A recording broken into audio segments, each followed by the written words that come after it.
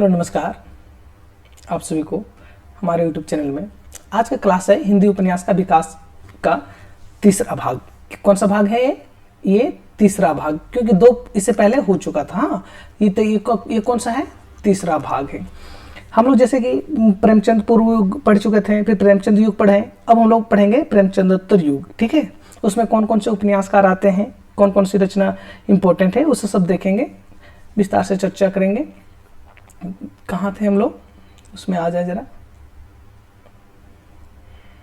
एक सेकंड दीजिएगा।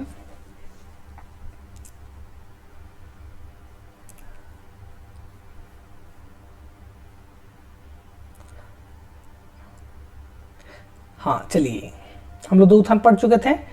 क्या था? प्रेमचंद युग पढ़ चुके हैं, प्रेमचंद युग पढ़ चुके हैं। अब हम लोग पढ़ना है प्रेमचंदोत्तर युग। हाँ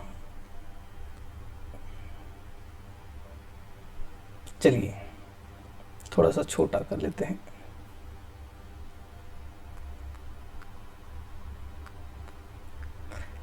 चलिए,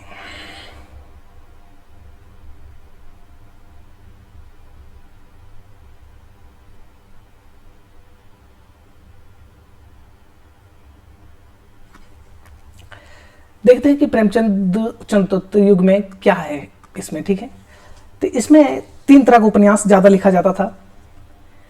एक मनोविश्लेषणवादी उपन्यास लिखा जाता था, और साम्यवादी पर उपन्यास लिखा जाता था, और एक ऐतिहासिक। तो मनोविश्लेषणवादी उपन्यास कैसा होता है? तो मनोविश्लेषण मतलब अपने ही मन में विश्लेषण करना, अपने ही द्वंद्व में उलझा रहना, ये होता है मनोविश्लेषण। ठीक है, इसका केंद्र में क्या होता है? तो इसका केंद्र में होता है व्यक्ति। ठीक है, क्या है? व्यक्ति क्या चीज में उलझा रहता है? तो अपना चरित्र को लेके, समाज के दबाव, अपना मानसिक दबाव में ही उलझा रहता है व्यक्ति।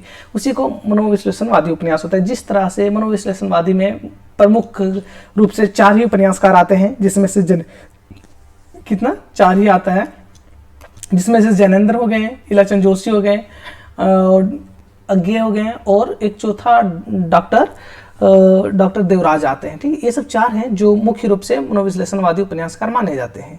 ठीक है, इसमें साम्यवादी वही प्रगतिवादी उपन्यासकार आ गया। ऐतिहासिक उपन्यास में वीरेंद्र लाल वर्मा सब पढ़ेंगे। तो अभी हम लोग जो देखेंगे मुख्य फोकस रहेगा मनोविश्लेषणवादी। ठीक है, इसके बाद हम लोग चलेंगे आगे। फिर तो इसका केंद्र में क्या रहता है? जैसे जानते हैं कि व्यक्ति रहता है, व्यक्ति के क्या चरित्र कह सकते हैं, चरित्र रहता है। चरित्र, वो अपने चरित्र के बारे में द्वंद्व में रहता है। ठीक है, समाज के द्वारा से क्या हुआ, व्यक्ति अपने ही उलझन में, सोच में पड़ा रहता है। जैसे शेखर एक जिन्हें आप लोग उपन्यास पढ़े होंगे, अनु में पढ़ाई है, तो किस तरह से शेखर अपने ही जिंदगी को लेकर द्वंद्व में रहता है। तो इसी तरह हम लोग देखेंगे जैनेंद्र का। ठीक है, जैनेंद्र जो पहला आता है, जैनेंद्र क्या पहला हिंदी साहित्य में या तो हिंदी के उपन्यासों के विकास में जैनेंद्र प्रथम मनोविश्लेषणवादी उपन्यासकार हैं। कौन प्रथम मनोविश्लेषणवादी कौन हुए? जैनेंद्र हुए। हाँ, सभी लोग इन्हीं को मानते हैं, लेकिन एक अपवाद में है जो इनको नहीं मानते हैं। इनको ना मान के इलाचंद जोशी को मानते हैं। कौन? तो वो गोपाल राय मानते हैं। ठीक, डॉक्टर गोपाल राय, आगे वो बताएंगे, कोई दिक्कत नहीं। थोड़ा सा रुक जाइए, थोड़ा बड़ा हो गया है, आंख में चुभ रहा है मेरा। हाँ चलिए चलते। ठीक है, जैनेंद्र की कौन कौन सी रचना है ये हम लोग जानेंगे। ठीक है, जैनेंद्र क्या है? हिंदी उपन्यास के प्रथम मनोविश्लेषणवादी उपन्यासकार हैं। ठीक है, इनके रचना टोटल आई थिंक 12 है। ठीक है, इसलिए हम लोग देखेंगे इनका, और एक एक ट्रिक से हम लोग याद रखेंगे। ठीक, 1905 में इनका जन्म है। आप ये बता दीजिए कि 1905 में एक और किन रचनाकार का जन्म हुआ था। ठीक है, तब पहले देखेंगे, इसका एक ट्रिक से याद कर देंगे, तुरंत याद हो जाएगा। देखिएगा। ठीक है, पहले परख है कितना, 1929 में, फिर सुनीता है, फिर त्यागपत्र है। ठीक है, इसके बाद परख, सुनीता, त्यागपत्र है। इसके बाद क्या है? तो कल्याणी है, कल्याणी, सुखदा, विवर्त, व्यक्तित्व। ठीक है, व्यतीत है। इसके बाद है जयवर्धन। क्या है? जयवर्धन है, मुक्तिबोध है। ये 9 हुआ। जयवर्धन, मुक्तिबोध है, फिर अनंतर स्वामी है। हाँ अनंतर। ठीक है, अनंतर है, फिर अनंतर है, अनाम स्वामी है, और दशार्क है। ठीक है, दशार्क है। ये सब है, इतने सारे उनके उपन्यास। कैसे याद करेंगे? तो भी देखिएगा, चुटकी में याद हो जाएगा। एक ऐसा बताएंगे। हाँ, जैनेंद्र क्या करते हैं, यहाँ हम इस तरह से याद रखेंगे, ठीक है। जैनेन्द्र करते हैं क्या, तो एक को परखते हैं। जैनेन्द्र एक ऐसे दिमाग में देखिए, यहाँ नैतिक और नैतिक का बात नहीं है, ठीक है। जिस तरह ट्रिक हम लोग याद करने से मतलब एग्जाम निकालने से, ठीक है, तो ट्रिक पे उतना ना ध्यान दें कि खराब है कि अच्छा है। जैसा हम लोग को याद हो जाए उससे हम लोग को मतलब, ठीक है। क्या करते हैं, जैनेन्द्र परखता है, किसको, जैनेन्द्र परखते हैं सुनीता को। सुनीता को परखता है लेकिन त्याग पत्र देता है किसको, त्याग पत्र देता है कल्याणी को। परखता है, जैनेन्द्र परखता है सुनीता को, त्याग पत्र देता है कल्याणी को। देखो इसी तरह बोलना, ठीक है, 2 बार। जैनेन्द्र परखता है सुनीता को लेकिन त्याग पत्र देता है किसको, कल्याणी को। परख है, सुनीता है, त्याग पत्र है और कल्याणी है। हो गया 4 गो यही। जैनेन्द्र परखता सुनीता को लेकिन त्याग पत्र किसको देता है, त्याग पत्र मतलब कह सकते हैं प्रेम पत्र किसको देता है, कल्याणी को, ठीक है। कल्याणी के देता है क्या कह सकते हो, प्रेम पत्र, लेकिन सुखदा मतलब सुख व्यतीत, ठीक है। ऐसे याद रखेंगे, सुखदा विवर्त को व्यक्तित्व हम मान लेंगे, सुखदा विवर्त व्यक्तित्व, ठीक है। व्यतीत, सुखदा विवर्त मतलब सुख में व्यतीत जीवन जी रहा है, ठीक है। सुखदा विवर्त व्यतीत बिताता किसके साथ, जयवर्धन के साथ, ठीक है, जयवर्धन के साथ। या तो एक इसको इस तरह भी देख सकते हैं, ठीक है। यहाँ मुक्ति बोध लेते, जैनेन्द्र के जगह हम ना लेके एक मुक्ति बोध लेते, ठीक है। मुक्ति बोध क्या करता है, परखता है सुनीता को, त्याग पत्र देता है कल्याणी को और सुखदा विवर्त व्यतीत करता है जयवर्धन के साथ, ठीक है। जयवर्धन के साथ करता है। इसके बाद फिर बताए थे अनंतर है, अनंतर स्वामी है, अनंतर है, फिर अनाम स्वामी है और दशार्क है, ठीक है। ये हो गया। कैसे, फिर से सुनो ध्यान से। परखता सुनीता को है, त्याग पत्र देता है कल्याणी को। परखता सुनीता को है लेकिन त्याग पत्र देता है कल्याणी को। जब त्याग पत्र दिया कल्याणी को, इसके बाद क्या करता है, छुटकारा हो गया। प्रेम पत्र दिया, इसके बाद सुखदा विवर्त मतलब सुख में विवर्त कर रहा है, जिंदगी बिता रहा है व्यक्तित्व, ठीक है। इसके बाद जयवर्धन, ठीक है, जयवर्धन मुक्ति बोध। कैसे याद रखेंगे, इसी तरह, या तो मुक्ति बोध को पहले कर लिया तो किसी तरह से। तो मैं हम मान लेते कि छोटा सा मैं लिख देता हूँ, ठीक है, कि परखता है किसको, सुनीता को, परखता है सुनीता को और त्याग पत्र किसको देता है, त्याग पत्र किसको देता है, कल्याणी को। हाँ, कल्याणी को त्याग पत्र किसको देता है जी, तो किसको देता है त्याग पत्र, कल्याणी को। परखता सुनीता को, त्याग पत्र देता है कल्याणी को। इसके बाद क्या करता है, सुखदा विवर्त करता है, सुखदा, हाँ, सुखदा विवर्त व्यक्तित्व किसके साथ, तो जयवर्धन के साथ। कौन, मुक्ति बोध, ठीक है। इसके बाद क्या करता है, जब सुख में जीवन बिता ही रहा है दोनों जयवर्धन के साथ मुक्ति बोध, तो क्या करता है, अनंतर मतलब बहुत लंबा सफर में निकलता है। अनंतर, अनाम स्वामी, जब लोग सफर में जाते हैं, देखते हैं अभी विराट कोहली से सफर में जाते हैं कहाँ, प्रेमानंद के पास जाते हैं, तो कभी दर्शन करने जाते हैं इस मंदिर वहाँ, तो क्या करता है, अनंत मतलब एक दर्शन के लिए मंदिर, अनंतर मतलब कोई लंबा दूरी में निकला है दर्शन कर, किसका करता है, तो अनाम स्वामी का। हाँ, अनाम स्वामी का, ठीक है, अनाम स्वामी का दर्शन करता है। इसके बाद क्या करता है, हाँ, दर्शन करता है। इसके बाद दशार्क मतलब दिशाओं के बारे में बताता है, ठीक है। ऐसे याद रखिएगा, जैसा आप लोग को यदि कोई दूसरा ट्रिक बना पाते हैं, ठीक है, ये तो मैं ऐसे ही याद किया था, इसी तरह आप लोग देख लीजिएगा, ठीक है।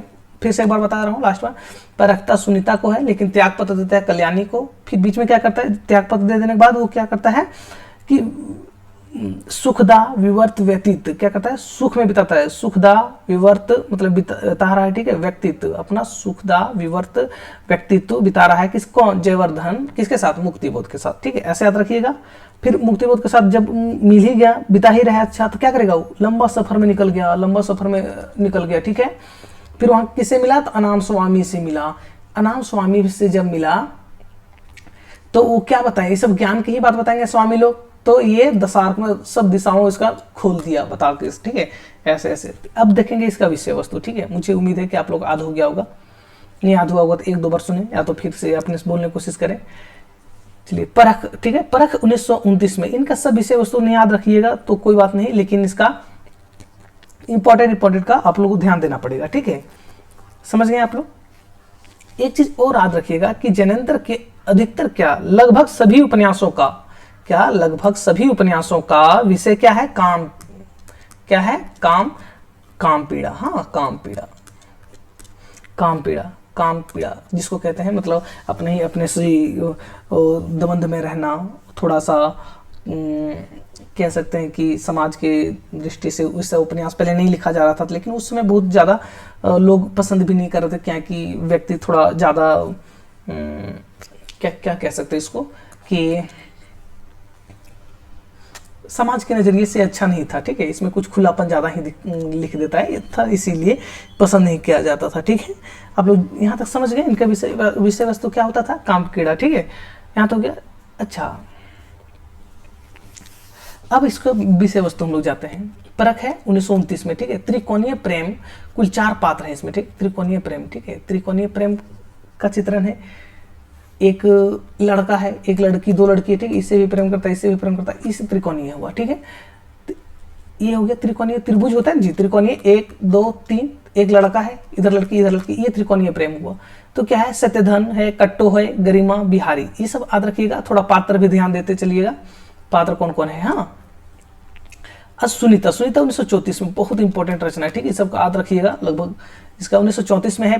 प्रेम क्या है, इसका विषय वस्तु था प्रेम के तनाव की कहानी, इसमें प्रेम में तनाव की कहानी, ठीक है।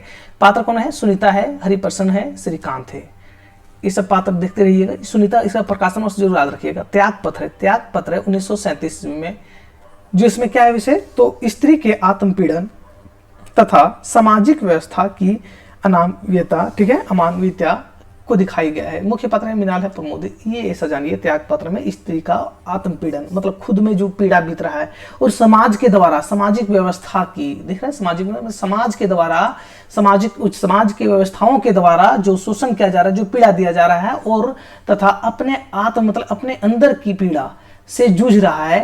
कौन, तो मृणाल जूझ रहा है, ठीक है।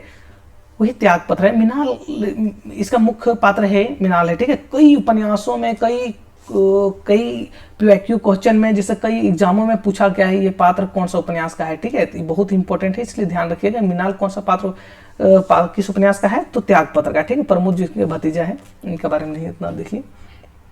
अब आता है इसी तरह कल्याणी, क्या है, कल्याणी। कल्याणी 1939 ईस्वी में, कल्याणी कितना, 1939 ईस्वी में प्रकाशित हुआ है।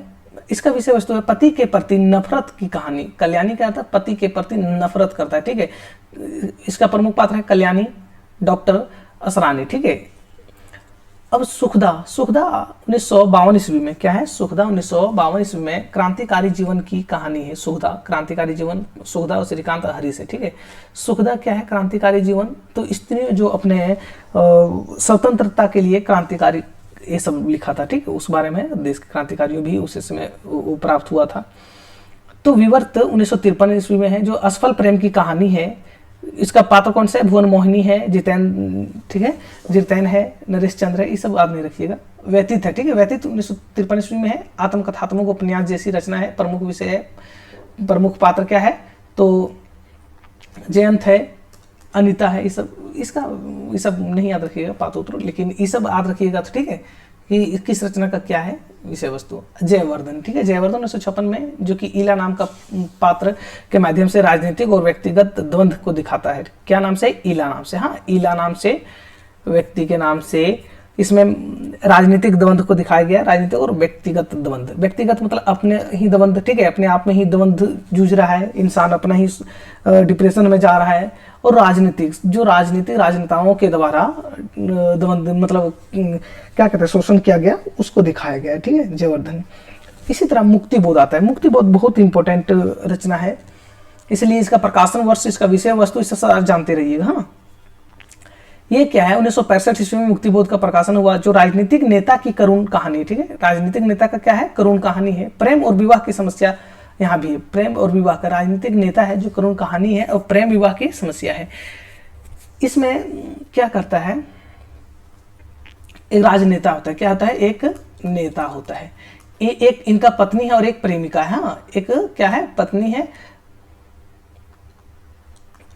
है और एक प्रेमिका है, कह सकते हैं प्रेमिका ही कहना सही रहेगा। तो क्या करते हैं, ऐसा नहीं कि पत्नी को नहीं प्रेम करते हैं, प्रेम करते हैं, लेकिन ये घर तक वो ये बहाते हैं, ठीक है। इनके पास जाते हैं तो बड़ा इनको फ्री माइंड लगता है, हर तरह से अच्छा लगता है। और ये क्या करता है, सेवा पानी ज्यादा करती है इनके पत्नी, ठीक है। इसी चीज का चित्रण है।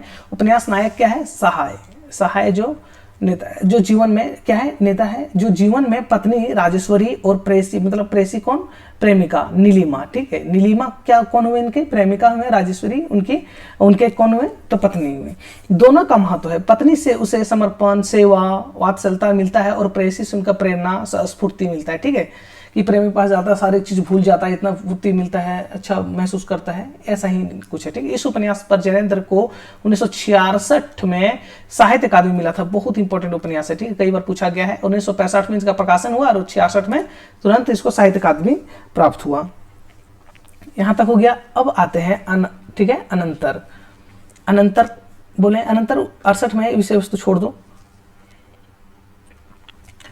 अब आता है अनाम स्वामी। अनाम स्वामी यह उपन्यास में गांधी के दर्शन का प्रभाव है, ये बहुत इंपॉर्टेंट है, ठीक है। अनाम स्वामी में जैनेंद्र के किस उपन्यास में गांधी महात्मा गांधी के दर्शन के, मतलब महात्मा गांधी का प्रभाव है कह सकते हैं, ठीक, उनके दर्शनों का, उनके विचारों का किसमें है, तो अनाम स्वामी में, जो 1974 ईस्वी में प्रकाशित हुआ था, ठीक है। अब आते हैं लास्ट दशार्क, ठीक है। दशार्क में इस उपन्यास में वैश्य जीवन की समस्याओं को उठाया गया है, जिसका नायिका कौन है, रंजना। यहां तक आप लोग समझ गए होंगे। चलिए अब हम लोग आगे चलते हैं। ऐसा कुछ जैनेंद्र के बारे में तो छूटा नहीं है, ठीक है। चलिए अब आते हैं अज्ञे के बारे में। हाँ, अज्ञे का जन्म हुआ है 1911 ईस्वी में, ठीक है। और 1911 ईस्वी में और कौन कौन किनका जन्म हुआ था, तो शमशेर बहादुर सिंह, केदारनाथ सिंह, और कौन कौन थे, और 2-3 थे, कौन, शमशेर बहादुर सिंह, केदार सिंह हो गया, अज्ञे जी हो गए, और ये शायद एक थे, 2। अब जो होंगे आप लोग नाम बताइएगा, ठीक है, मुझे थोड़ा याद नहीं आ रहा है। क्या है, कुशीनगर में हुआ था। कहाँ, कुशीनगर में जन्म हुआ। कुशीनगर कहाँ, वही जहाँ बुद्ध भगवान के कह सकते हैं कि मूर्ति है बुद्ध के, हाँ, तो मंदिर है कह सकते हैं। शेखर, इनका 3 रचना बहुत इंपॉर्टेंट है, ठीक है। शेखर एक जीवनी, नदी के द्वीप, और अपने अपने अजनबी। क्या हुए, अच्छा, इससे पहले एक थोड़ा चर्चा और कर लेते हैं कि अज्ञे इनका नाम पहले नहीं था, इनका नाम पहले अज्ञे नहीं था, इनका नाम पहले क्या था, हीरानंद, ठीक है, सच्चिदानंद हीरानंद वात्सायन, ठीक है, सच्चिदानंद हीरानंद वात्सायन इनका पहला नाम था। सच्चिदानंद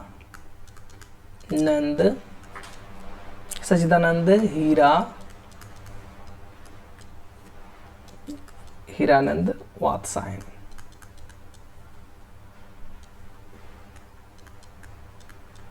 नाम देख रहे हैं, 5 बीघा में फैला हुआ नाम है, सच्चिदानंद हीरानंद वात्सायन। तो इनका नाम अज्ञे किसने दिया, तो जैनेंद्र ने इनका नाम दिया, ठीक है। अज्ञे इनका नाम, अज्ञे इनका नाम किसने दिया, तो जैनेंद्र ने दिया, ठीक है, जैनेंद्र ने दिया इनका नाम अज्ञे। अब इनका 3 रचना थे, बात कर रहे थे, ठीक है। शेखर एक जीवनी जो 2 भागों में है, 1940 और 1944, और नदी के द्वीप 1951, और अपने अपने अजनबी 1961। आप लोग हर हालत में इसके रचनाओं का प्रकाशन और नाम सब याद रखिएगा, ठीक है। शेखर एक जीवनी जो कि इसी चैनल में अनु मैम पढ़ा चुकी हैं, आप लोग जाके वीडियो देख सकते हैं, बहुत अच्छे से पढ़ाई हैं। अब इसमें शेखर एक जीवनी पे बात करते हैं, ठीक है। ये 2 भागों में, पहला भाग उत्थान, दूसरा संघर्ष करके है, ठीक है। इसमें हम लोग ज्यादा डिटेल नहीं जाएंगे। अब इसका देखेंगे विषय वस्तु क्या, ठीक। यह एक मनोविश्लेषणवादी उपन्यास है, मनोविश्लेषणवादी, ठीक है, उपन्यास है, जिसमें एक किशोर के मन में मनोवैज्ञानिक अंकन किया गया है, ठीक है। इसमें एक किशोर मतलब एक बच्चा है, ठीक है, एक बालक है शेखर नाम का, जो कि अपने मन में कई तरह का द्वंद्व पाले हुआ है। घर परिवार से द्वंद्व हो रहा है, उसका मम्मी पापा की वजह से, खुद में बहुत तरह से क्वेश्चन उठ रहा है, सवाल उठ रहा है। ऐसे व्यक्तित्व का निर्माण उनका हुआ है, जो कि बहुत अंदर से प्रताड़ित लग रहा था, या तो फिर उलझन में। यह एक फ्लैशबैक, ठीक है, फ्लैशबैक और पूर्वदीप्ति शैली में लिखा गया उपन्यास है। फ्लैशबैक, ठीक है, पूर्वदीप्ति, फ्लैशबैक, पूर्वदीप्ति मतलब सपना की तरह, ठीक है। फ्लैशबैक मतलब जो घटना पहले हो चुका उसका सपना की तरह देख रहे हैं, ठीक है, फ्लैशबैक उसी कहते हैं। चलिए, पूर्वदीप्ति शैली में लिखा गया है, ठीक है। इसे प्रकाशमान पुच्छल तारा का, अच्छा, इसका और आलोचकों ने इसका आलोचना किया है प्रकाशमान पुच्छल तारा के नाम से, ठीक है। इसी रचना में अज्ञे का जीवन, जो शेखर है, क्या, जो शेखर है, शेखर के रूप में अज्ञे जी खुद हैं, ठीक है। ये खुद तो नहीं कहते हैं साफ साफ, लेकिन मतलब अपना जीवन का कुछ हिस्सा शेखर के रूप में वो लिखे हैं, ठीक है, अज्ञे जी इस उपन्यास में। शेखर जो नायक है शेखर, उनके तो इसका प्रकाशमन पुच्छर तारा करके आलोचना करता है, प्रकाशमन पुच्छर तारा कह के, ठीक है। इस पर अच्छा इन पे किसका प्रभाव है, तो रोमा रोला, ठीक है, रोमा रोला की रचना जॉ क्रिस्टॉफ, ठीक है, जॉ क्रिस्टॉफ की स्पष्ट प्रभाव, मतलब उसका प्रभाव पड़ा है, ठीक है। यदि कोई पूछ दे कि शेखर एक जीवनी में किसका प्रभाव है, तो जॉ क्रिस्टॉफ का, ठीक है, रोमा रोला की एक रचना था। अब आते हैं शेखर जो कि इस मुख्य पात्र है, शेखर इसका क्या है, मुख्य पात्र है। उसके विषय में कहते हैं कौन, शेखर की खोज अंतर्गतवा, ठीक है, अंततोगतवा स्वतंत्रता की खोज है। मतलब शेखर का खोज अंततोगतवा, मतलब सब तरह से खोजने के बाद भी एक ही चीज हो रहा है, क्या है, खोज, तो अंतर्गतवा स्वतंत्रता, मतलब अपने अंदर के ही स्वतंत्र की खोज है, ठीक है, क्या है, अंत तो गतवा का खोज है, ठीक है। अब आते हैं इसके पात्र, हाँ इसके पात्र है शेखर, शेखर इसके पात्र है शेखर है, कथा का नायक है जो विद्रोही स्वभाव के हैं, जो मम्मी पापा सबसे लड़ाई कर लेते हैं, मम्मी पापा भी उनको उसी तरह है। और शशि, शशि कौन थी, एक शशि थी, शशि मौसेरी बहन थी, उपन्यास की नायिका जो शशि, ठीक है। और सरस्वती कौन थी, तो इसकी अपनी बहन थी, शेखर की अपनी बहन थी, ठीक है। शेखर की प्रेरक मूर्ति और गुरु कह सकते हैं। प्रेरक मूर्ति मतलब इसको अपना गुरु, टीचर, प्रेरक हर एक जगह से इनके बातों से प्रभावित होता था, कौन, शेखर, सरस्वती के बातों से, ठीक है। और शारदा क्या है, शारदा, ठीक है, शेखर शारदा के प्रति आकर्षित रहता है, मतलब इससे प्रेम करता है शारदा से, ठीक है। और एक और है शांति, शांति 1819 वर्ष की तपेदित मतलब बुखार से पीड़ित लड़की है। एक और है बाबा मदन, जेल के साथी थे उनका, और भी पात्र है, लेकिन ये सब इंपॉर्टेंट है, ये सब याद रखिएगा। कैसे, देखिए सौ से सब शुरू हो रहे हैं, ठीक है, सब गौर कीजिएगा। अज्ञे ने उपन्यास की भूमिका में लिखा है, क्या, शेखर एक जीवनी के उपन्यास की भूमिका में अज्ञे जी ने लिखा है कि शेखर में मेरापन क्या है, जो वही बता रहे थे कि शेखर के रूप में अज्ञे जी खुद है, वही बोलता है कि मेरापन कुछ अधिक है, मेरापन मतलब मैं खुद कुछ अधिक है। शेखर निसंदेह, ठीक है, निसंदेह एक व्यक्ति का, ठीक है, अभिन्नतम दस्तावेज है। एक व्यक्ति का अभिन्नतम दस्तावेज क्या हो जाता है, मतलब एक व्यक्ति, जिसे मान लेते हैं एक व्यक्ति है, ठीक है, ये क्या है, एक व्यक्ति है। अब इसका चाल ढाल सब चीज में एक दस्तावेज में लिख दिया, मतलब आत्मकथा इसका लिख दिया, जीवनी। तो वही बोलता है कि कौन था इसका जीवनी, मतलब ये जीवनी जो शेखर है किसका जीवनी है, तो ये है अज्ञे जी का, ठीक, इसीलिए बोलता है दस्तावेज है, ठीक है। अद्यपि वह साथ ही उस व्यक्ति के युग संघर्ष का प्रतिबिंब है, मतलब उस युग में, जिस युग में लिखा गया था, उस युग में क्या हो रहा था उसका प्रतिबिंब, मतलब जो हो रहा था उसका परछाई के रूप में है, कौन, शेखर, जो उसकी घटना घट रहा था वो परछाई के रूप में था, ठीक है। यहाँ तक हो गया, इसका याद रखिएगा। किसका प्रभाव है, जॉ क्रिस्टॉफ का, ठीक है, रोमा रोला का एक रचना था। आलोचकों ने क्या कह आलोचना करता था, पुच्छल, ठीक है, प्रकाशमन पुच्छल तारा कह के, ठीक है। प्रकाशन वर्ष 1940-1944, ठीक है, यहाँ तक हो गया। चलिए और आते हैं दूसरा, ठीक है, नदी के द्वीप। नदी के द्वीप 1951 में। अच्छा एक चीज और यहाँ बताने में थोड़ा सा रह गया, ये जो दो रचना है, ठीक है, क्या है, ये जो दो रचना है, कौन, शेखर एक जीवनी और नदी के द्वीप, ये रचना दोनों है कैसे, मनोविश्लेषणवादी, ठीक है, मनोविश्लेषणवादी या तो मनोवैज्ञानिक उपन्यास एक ही होता है, ठीक है।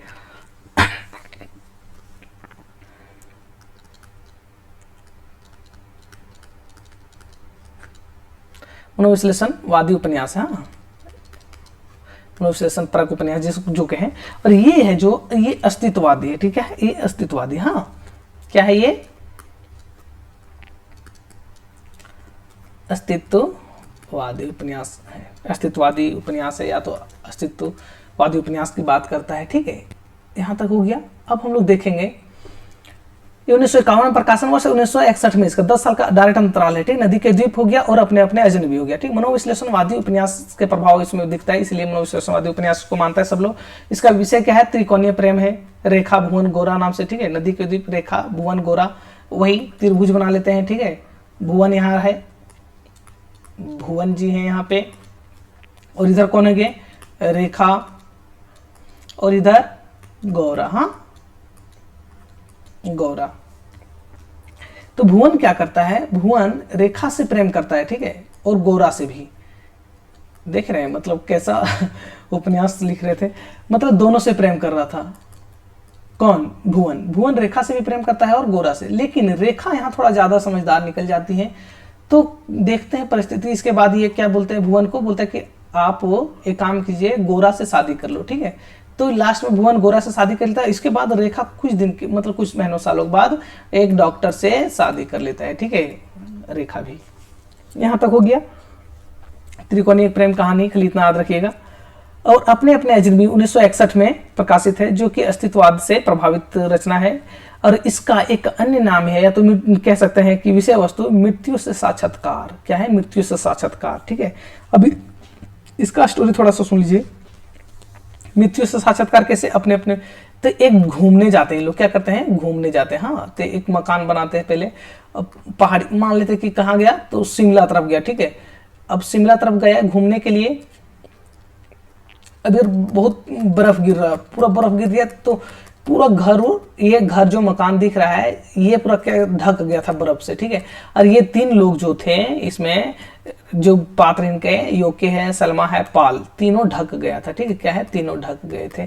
तो इन लोग यही सोचते हैं कि जीवन में क्या छूट गया, हम लोग नहीं कर पाए, अपना मौज मस्ती कर लेते हैं, ठीक है। ऐसा ही बहुत तरह से इन लोग दिमाग में ख्यालात आता है, जो कि पढ़िएगा तो आप लोग ज़्यादा अच्छा लगेगा। मैं इतना खाली समझ जाइए। तो इसमें बहुत तरह से ख्याल आता है कि तीन ही लास्ट में है, क्या करें अब। ऐसे ही इसी तरह से उपन्यास अस्तित्ववादी से प्रभावित है, इतने जानिए। और इसका नाम क्या है? मृत्यु से साक्षात्कार, ठीक है।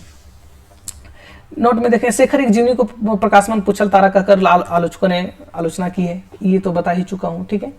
तो मृत्यु से साक्षात्कार उपन्यास किसको किसको कहते हैं? तो अपने अपने अजनबी, ठीक है। प्रकाशमान 1961 का। किससे प्रभावित है? अस्तित्ववाद से।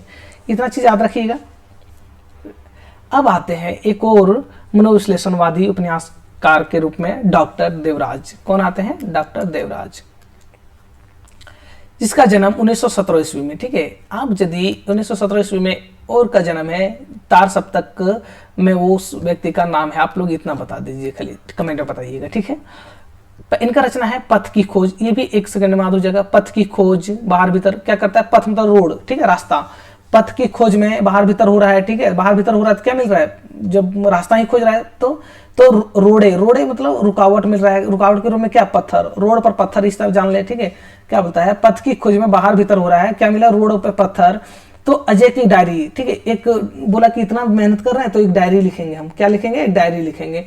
डायरी लिखा। इसके बाद क्या लिखे डायरी में? मैं, वे और आप, मतलब हम, वे मतलब वो लोग और आप लोग, सबको समेट लूंगा अपना डायरी में। दोहरी आग की लपट, दूसरी सूत्र, ठीक है। इनका ये रचना हुआ, ठीक है, डॉक्टर देवराज के। याद रखिएगा इनके रचनाओं को, थोड़ा ध्यान देते रहिएगा। पथ की खोज में बाहर भीतर हो रहा है, ठीक है। क्या करता है? पथ की खोज में बाहर भीतर हो रहा है। फिर रोड पत्थर मिल गया, तो क्या, जब रास्ता कठिन हो गया तो अजय एक डायरी लाता है, ठीक है, किसका? अजय की, मांग के, और उसमें लिखता है, नोट्स करता है, ठीक है, क्या क्या दिक्कत आए। तो मैं बोलता कि मैं, वे, आप, सबको इसमें नोट करूंगा। बोलो दोहरी आग की लपट, दूसरा सूत्र, ठीक है। तो पथ की खोज का क्या है? विषय वस्तु ये जानेंगे। प्रेम एवं विवाह के स्थान, नैतिक अनैतिक का प्रश्न खड़ा करता है। बाहर भीतर में इसका एक अन्य नाम भीतरी घाव है, ठीक है। ये बहुत इंपॉर्टेंट है। बाहर भीतर ये पूछा गया है, ठीक है, कई बार कई एग्जाम में पूछता है जी। ये बाहर भीतर का अन्य नाम क्या है? तो भीतर का घाव। जैसे बाहर भीतर, भीतर देख ही रहे हैं ना, तो भीतर का घाव इतने जान लीजिएगा। भीतर से भीतर का घाव, बाहर भीतर का अन्य नाम क्या है? तो भीतर का घाव का प्रकाशन हुआ 1954 ईस्वी में, ठीक है। रोड़े और पत्थर 1958 में, जो निम्न मध्यवर्गीय जीवन, ठीक है, हरीश और कम्मों के माध्यम से दिखाता है उपन्यासकार। रोड़े और पत्थर, मध्यवर्गीय जीवन। अब जानते हैं कि मध्यवर्गीय जीवन में कितना कष्टदायी होता है। इच्छा होती है बहुत, लेकिन पूर्ति होता है दम ना के बराबर। तो इसी रूप में इसमें दिखाया है रोड़े पत्थर। वही बोलता है कि रोड़ा क्या आता है इसके जीवन में, पत्थर के रूप में इतने बड़े बड़े कठिनाइयां आ जाता है, जो कि हटा भी नहीं पाता है मध्यवर्गीय रूप में। इसी तरह से याद रखिए खाली। क्या होता है? अजय की डायरी, जो 1960 ईस्वी में प्रकाशित है, ठीक है। ये बहुत इंपॉर्टेंट, ठीक है, इसको याद रखिएगा। अजय की डायरी, जो विश्वविद्यालय परिसर में उत्पन्न प्रेम का असफल वैवाहिक जीवन में बदलना। अब अच्छा, एक चीज क्या होता है, आप लोग देखे होंगे, विश्वविद्यालय लोग जाते हैं पढ़ाई करने के लिए। क्या करने जाते हैं? विश्वविद्यालय लोग जाते हैं पढ़ाई करने के लिए, लेकिन वहां क्या करते हैं? प्रेम कर बैठते हैं, ठीक है। तो प्रेम कर बैठते हैं। वहाँ अभी देखिए विश्वविद्यालय प्रेम कर रहे हैं, घर परिवार वहाँ मिलना उलना हो रहा है, तो वहाँ उसको समझ में नहीं आ रहा है। लेकिन वही जब कुछ साल जब साथ में रहने लगते हैं तो व्यक्ति लोग क्या होते हैं, एक दूसरे से लड़ाई झगड़ा होता है, फिर वही जो प्रेम था उसको क्या लास्ट में डिवोर्स तक बात चल जाता है, ठीक है, प्रेम टूट जाता है। कितना द्वंद के कारण, जॉब नहीं हुआ, प्रेम में उलझ गया था ना, तो जॉब कहाँ से होगा, तो यही सब वास्ते उलझ जाता है। तो विश्वविद्यालय परिसर में उत्पन्न प्रेम मतलब यूनिवर्सिटी में प्रेम हुआ, फिर असफल वैवाहिक मतलब जीवन हुआ, ठीक है, शादी ब्याह का उस असफल हो गया, ठीक है, बदलना, शादी का इसका असफल हुआ मतलब अच्छे से नहीं चल रहा है। शीला और अजय की बात है, इतना क्लियर जानिए कि इसका विषय वस्तु क्या है। यूनिवर्सिटी परिसर का बात इसमें आता है विश्वविद्यालय का, ठीक है। मैं और वाप इस सब का विषय वस्तु नहीं जरूरी है, खाली इतना याद रखिए। इसी तरह आता है इलाचंद जोशी। इलाचंद जोशी 1902 इसका 1902 ईस्वी में जन्म हुआ है, याद रखिएगा इलाचंद जोशी, ठीक है, इलाचंद जोशी। इनका भी अभी 2 मिनट में याद हो जाएगा, देखिएगा कैसे सुन। क्या करता है, एक घृणा करता है इलाचंद जोशी, क्या करता है, घृणा करता है सन्यासी से, ठीक है, घृणा करता है सन्यासी से। हाँ, कौन, पर्दे की रानी, घृणा करता है सन्यासी से, कौन, पर्दे की रानी। हाँ, घृणा करता है सन्यासी से, पर्दे की रानी, बोलता है कि प्रेत और छाया निर्वासित हो जाए, प्रेत बोलता है इतना घृणा करता है, बोलता है कि प्रेत हो तुम, छाया हो प्रेत का, ठीक है, निर्वासित हो जाओ यहाँ से, निर्वासित मतलब भाग जाओ यहाँ से, निर्वासित हो जाओ यहाँ से मुक्ति पथ के लिए, भागो यहाँ जो मुक्ति के जा पाओ तुम, जल्दी से मर हरा जाओ, ठीक है, कहने मतलब तो निर्वासित करता है मुक्ति पथ के लिए, ठीक है। तो फिर बोलता है कि सुबह की भूले मतलब हमको तो भूल हो गया था, आपको जो इतना बोल दिया, सुबह की भूले जिप्सी, ठीक है, सुबह की भूले जिप्सी, जिप्सी जहाज का पंछी, ऋतु चक्र, क्या कहता है, सुबह का भूले जिप्सी, यहां से थोड़ा आपको तोड़ के याद करना पड़ेगा, ठीक है, सुबह का भूले जिप्सी, ठीक है, जहाज का पंछी, ऋतु चक्र, जहाज का पंछी, ऋतु चक्र, भूत का भविष्य, कवि का प्रेसी, क्या कहता है, जिप्सी जहाज का पंछी, जहाज का पंछी मतलब जहाज में पक्षी आ जाता है, ऋतु चक्र, ऋतु खराब, मौसम खराब था, ठीक है, तो भूत का भविष्य, जब पक्षी आ जाएगा जहाज में टकराएगा, क्या भूत भविष्य मतलब मर ही जाएगा जी, तो कवि के प्रेसी, ये सब याद रखिएगा। इसी तरह से याद नहीं तो आपका अच्छा ट्रिक हो सकता था, आप याद रख लीजिए, मैं इसी तरह से नेमोनिक्स के थ्रू याद किया था। घिन्नामयी, घिन्नामयी का पहला नाम था लज्जा, क्या नाम था, लज्जा। हाँ, इतना याद रखिए, घिन्नामयी का इसका पहले प्रकाशन वर्ष क्या था, तो 1929 ईस्वी। हाँ, 1929 ईस्वी। इसका विषय वस्तु क्या है, तो इसका विषय वस्तु है एक युवती के पश्चाताप का चित्रण, ठीक है, और जो इसका बाद में प्रथम नाम इसका 1950 में इसको लज्जा शीर्षक, प्रथम नहीं, इसको लज्जा शीर्षक से 1950 ईस्वी में प्रकाशित करवाया था फिर से दोबारा, ठीक है। सन्यासी, सन्यासी 1940 में है, आत्मकथात्मक शैली में लिखा गया। सन्यासी कैसा है, तो आत्मकथात्मक शैली में लिखा गया रचना है, ठीक है। अब इसी तरह से आते हैं पर्दे की रानी 1942 में, पर्दे की रानी, पर्दे की रानी, फिर प्रेत और छाया हो गया, निर्वासित हो गया, मुक्ति पथ हो गया, सुबह के भूले, जिप्सी, ठीक है। जिप्सी का आदर, इनका एक अन्य नाम है त्याग का भोग, ठीक है, क्या है, त्याग का भोग, बहुत इंपॉर्टेंट है। त्याग का भोग किसका नाम है, अन्य नाम, तो जिप्सी का है। हाँ, जहाज का पक्षी, जहाज का पक्षी हो गया, ऋतु चक्र हो गया, भूत का भविष्य हो गया, कवि का प्रेसी। इसमें से भूत का जिप्सी बहुत इंपॉर्टेंट, याद रखिएगा। जहाज की पक्षी भी शिक्षित नवयुवक का कहानी है, ठीक है। जहाज की पक्षी में शिक्षित नवयुवक का चित्रण है, या तो फिर ऐसे कहें कि ईमानदार है, वहाँ आदर्शवादी व्यक्ति की कष्टों का चित्रण, ईमानदार। इसमें क्या करता है, एक शिक्षित नवयुवक मतलब एक लड़का रहता है जो शिक्षित रहता है, पढ़ा लिखा रहता है, बड़ा ईमानदारी आदर्शपरक बात करता है, ठीक है, ईमानदारी आदर्शपरक, किसका, गांधी की जैसा, इतना आदर्शपरक कि उसको सब लोग छल के चल जा रहा है, ठीक है। तो इतना भी आदर्शपरक नहीं हो जाना है जितना कि हमें घाटा होने लगे, ठीक है। तो यही इस उपन्यास के माध्यम से समझाया है उसको कैसे कष्ट आता है अपना ईमानदारी आदर्शपरक के कारण से, ठीक है। इसका विषय वस्तु यही है। ऋतु चक्र हो गया, भूत का भविष्य हो गया, ठीक है, क्या हो गया, ऋतु चक्र, भूत का भविष्य है। अच्छा, ऋतु चक्र में क्या है, तो आधुनिकता के नाम पर, आधुनिकता के नाम पर पनपती विसंगति का चित्रण है, ठीक है।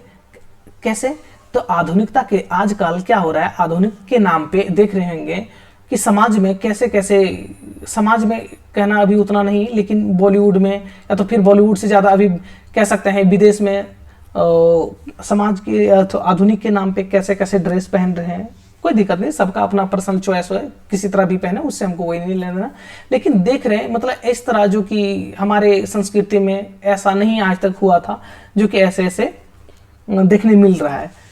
तो ये सब चीज का वही बता रहा है कि दुष्प्रभाव हो रहा है। भूत का भविष्य है, क्या है भूत का भविष्य है, कवि की प्रेयसी। कवि की प्रेयसी बहुत इंपॉर्टेंट है, 1976 ईस्वी में प्रकाशन हुआ है जिनका। कवि की प्रेयसी का, ठीक है, कवि की प्रेयसी में जोशी जी ने, कौन, इलाचन जोशी जी ने कालिदास द्वारा, ठीक है, मालविका अग्निमित्रम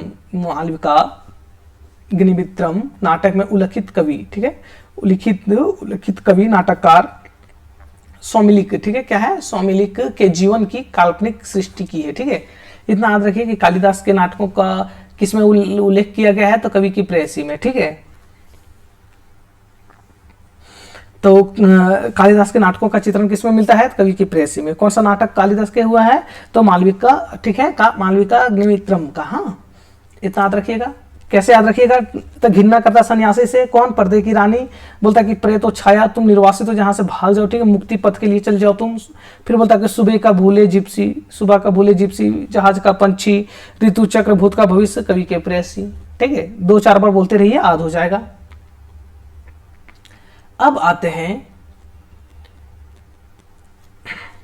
सामाजिक अथार्थवादी उपन्यास के रूप में है, सामाजिक अथार्थवादी उपन्यासकार को देखते हैं हम लोग। ठीक है, ये जो हम लोग अभी पढ़ रहे थे वो क्या थे, तो मनोविश्लेषणवादी उपन्यासकार। हाँ, विष्णु प्रभाकर को इसमें है पहला। विष्णु प्रभाकर देखते हैं ढलती रात, इनका एक रचना है ढलती रात, तट के बंधन। इसको भी एक नोमोनिक्स के थ्रू याद करेंगे। ठीक है, क्या करता है, ये पूरा अंधेरा हो रहा है, ये आसमान है, ठीक है, और ये क्या है, मान लेते ये आसमान है, पूरा अंधेरा हो रहा है, ये लाइटिंग बना रहा हूँ प्रकाश का बहुत छोटा छोटा, क्यों, अंधेरा होने जा रहा है, और ये बीच है, ये समुद्र है। ठीक है, ये समुद्र है।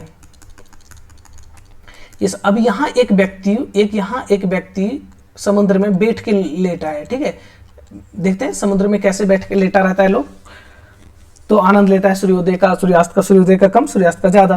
तो इसीलिए बोलता है कि ढलती रात, क्या, ढलती रात, ढलती, ये ढल रहा है ना, ढलती रात, तट के बंधन, तट मतलब समुद्र के तट पे, हाँ, तट के बंधन, ठीक है, स्वप्नमयी, एक स्वप्न देखता है, जब आराम कर सो रहा था आंख लग गया था, इसको स्वप्न देखता है कि कोई तो, क्या, कोई तो, स्वप्न देख रहा है, क्या, कोई तो अर्धनारीश्वर, कोई तो अर्धनारीश्वर मतलब ना आधा अर्धनारीश्वर। ठीक है, वो संकल्प ले रहा है, क्या संकल्प रहा है, कोई तो ढलती रात में, क्या, ढलती रात में तट के बंधन पर, क्या, ढलती रात में तट के बंधन पर बैठा है, सो रहा है। ठीक है, क्या था, ढलती रात में तट के बंधन पर स्वप्न आता है इसको, किसको, इसको जो सोया है, ठीक है, स्वप्न आया, बोल कोई तो अर्धनारीश्वर संकल्प ले रहा है। संकल्प क्या ले रहा है, कोई अर्धनारीश्वर संकल्प ले रहा है। हाँ, बस इतना ही है। इसका 5 उपन्यास है, मैं सोचा हो रहा क्या, चलिए, संकल्प ले रहे हैं। ठीक है, बोल रहा है ढलती रात में तट के बंधन पर स्वप्न आता है कि कोई तो अर्धनारीश्वर संकल्प ले रहा है। बस इतने नहीं याद हुआ कि ये सूरज है, अब सूरज से रोशनी एकदम गायब हो रहा है, मतलब छिपने जा रहा है, और ये समुद्र है इतना बड़ा, गोवा बीच मान लेते हैं। ठीक है, अब यहाँ पे एक व्यक्ति सोया है, क्या करता है, व्यक्ति एकदम पैर फैला के सोया है। अभी इसको आंख लग गई, इतना अच्छा दृश्य था, और ठंडी ठंडी हवा बीच के बगल में चलता है, आप लोग जैसे जानते होंगे जो गए होंगे। तो क्या, इसको नींद आ गया, तो एक सपना देखने लगा। क्या सपना देख लिया, ढलती रात हो रहा था, एक इसको कहाँ, तट के बंधन, समुद्र के तट पे था, इसको नींद आ गया मतलब स्वप्न देखने लगा। क्या देखा, बोल कोई तो अर्धनारीश्वर संकल्प ले रहा है। यहाँ पे क्या संकल्प ले रहा है वो तो नहीं पता, क्या इतने रचना आगे नहीं लिखे शायद। तो ये चीज यहाँ तक हो गया। अब देखेंगे, याद हो गया होगा मुझे उम्मीद है। ढलती रात 1951 में, सन 1920 से 1936 तक की सामाजिक राजनीतिक स्थिति का चित्रण है।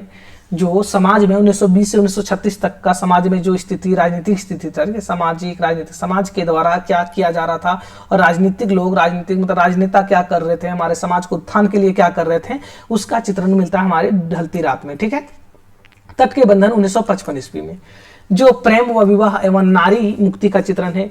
देखो इसमें क्या है, प्रेम विवाह, तट के बंधन में प्रेम विवाह तो दिखाते हैं, लेकिन नारी मुक्ति का चित्रण है इसमें, तट के बंधन में, बहुत इंपॉर्टेंट है।